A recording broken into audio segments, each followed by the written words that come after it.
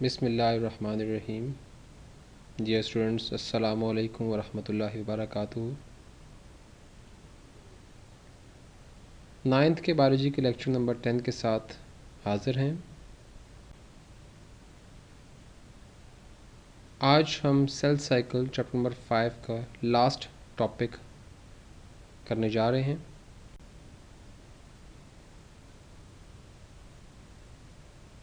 Cell cycle में हमने mitosis and meiosis को डिटेल से स्टडी किया।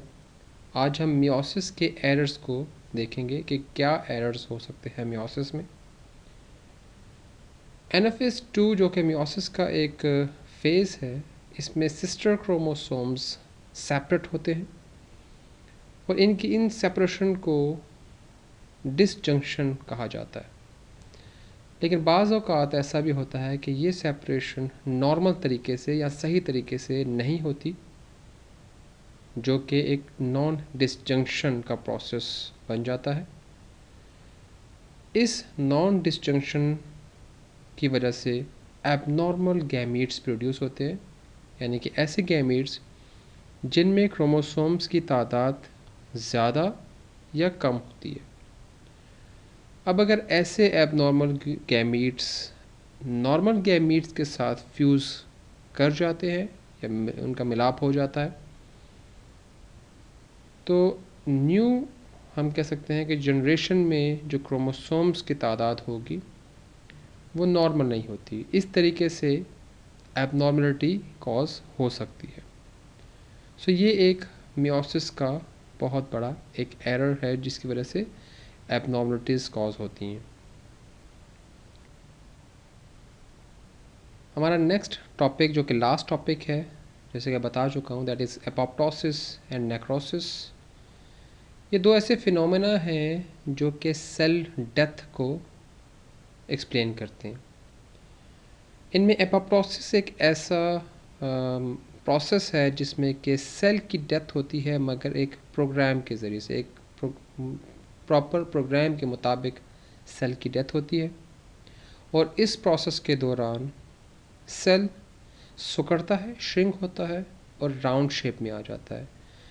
राउंड शेप में आने की वजह यह है कि इसमें मौजूद एंजाइम्स की एक्टिविटी की वजह से साइटोस्केलेटन टूट जाता है, क्रोमेटिन सिकुड़ जाते हैं, न्यूक्लियर इन्वेलप टूट जाता है और सेल मेम्ब्रेन बहुत सारी इरेगुलर बर्ड्स प्रोड्यूस करता है। इन बर्ड्स को ब्लेब्स कहा जाता है।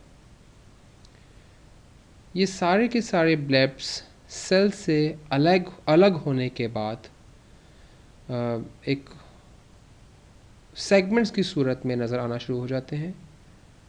इन सेगमेंट्स को एपोप्टोटिक बॉडीज़ कहा जाता है।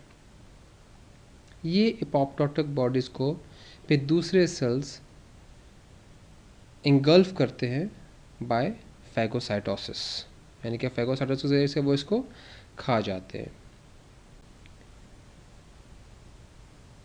एपोप्टोसिस का प्रोसेस उस वक्त होता है जब डैमेज सेल जो है वो डैमेज हुआ हो, या हम कह सकते हैं कि वो किसी स्ट्रेस कंडीशन में हो, मींस किसी तनाव का शिकार हो।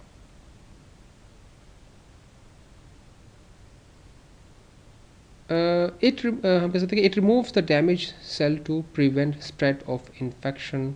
एपोप्टोसिस के ज़रिए से जो डैमेज शुदा जो सेल्स होते हैं वो रिमूव होते हैं, निकल जाते हैं, और साथ साथ ये प्रिवेंट करते हैं, महफूज रखते हैं, मींस कि मज़ीद आगे कोई इन्फेक्शन कॉज ना हो सके। इसके साथ साथ ये लिविंग ऑर्गेनिजम्स के डेवलपमेंट में भी बहुत फ़ायदेमंद होते हैं।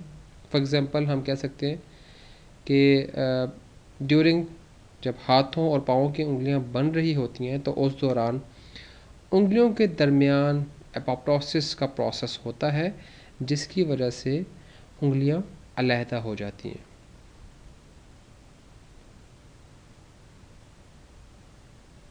Next is necrosis.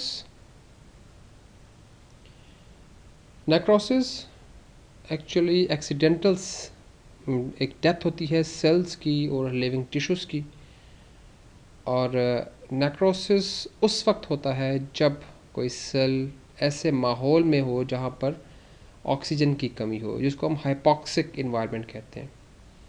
उस हालत में नेक्रोसिस का प्रोसेस होता है, नेक्रोसिस हो जाता है। और इसके डिफरेंट कॉजेज़ हैं।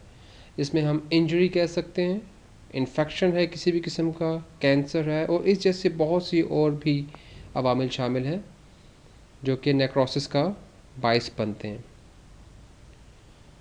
नेक्रोसिस के दौरान सेल के लाइसोसोम एक कुछ ख़ास एंजाइम्स से निकलते हैं, हम कह सकते हैं। ये एंजाइम्स सेल के हिस्सों को तोड़ते हैं और सेल से बाहर रिलीज़ होकर आसपास के सेल्स को भी तोड़ देते हैं या डैमेज कर देते हैं।